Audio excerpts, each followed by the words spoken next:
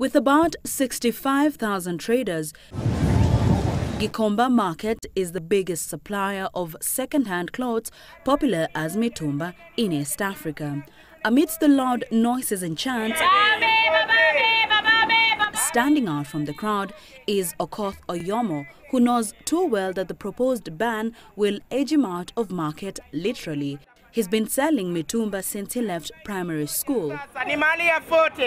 Mastering the survival skills in this market, Okoth has learned the art of multitasking. He doesn't only call and look out for customers, but has to keep watch as other customers fit on the jackets he's selling. Not everyone who comes here wants to buy. Okoth says the sky has always been the limit for him, the mitumba business sustaining both his nuclear family in Nairobi and the extended one in the village. Serikali ametuweka na wasiwasi ati watakataza mtumba.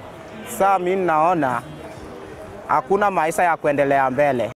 You see, like others here, the sale of mitumba is their lifeline, and to their customers, the only source of decent and affordable clothing. The ban, he says, will spell doom to them.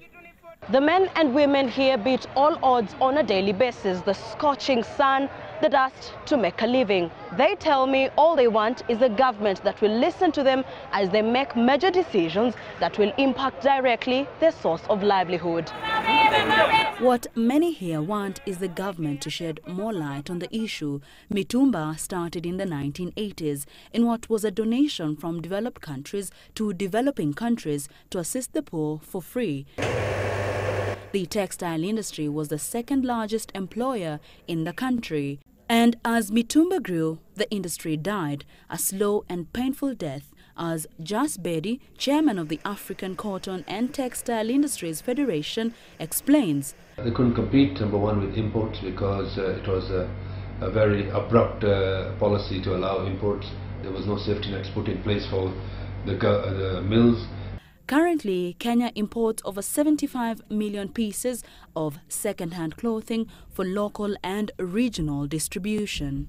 On the contrary, cotton produced in Kenya and Africa as a whole is spun and woven in Asia, converted into apparels and shipped to the USA and the European Union to be worn for 2 to 3 years and shipped back into Africa as used clothing to clothe 70% of Africans.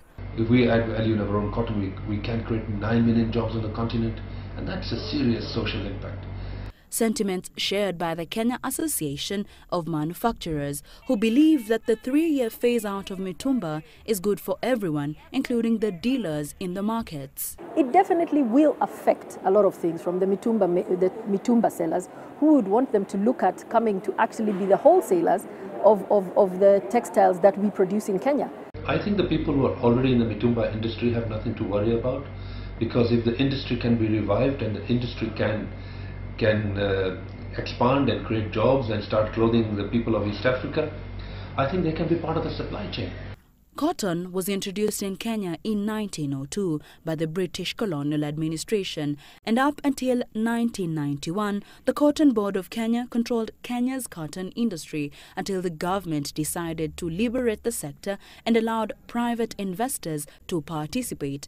Government support started declining, thus the decline in cotton production. The revival of cotton would have to do a lot with the prices, and there would have to be a lot of cultural renewal.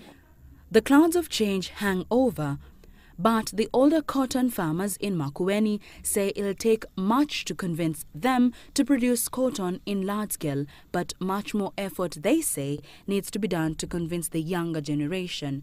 Many here opt for other forms of income, like the border transport business that brings quick money. So this with cotton, you have to wait for 1 year, 1 complete year.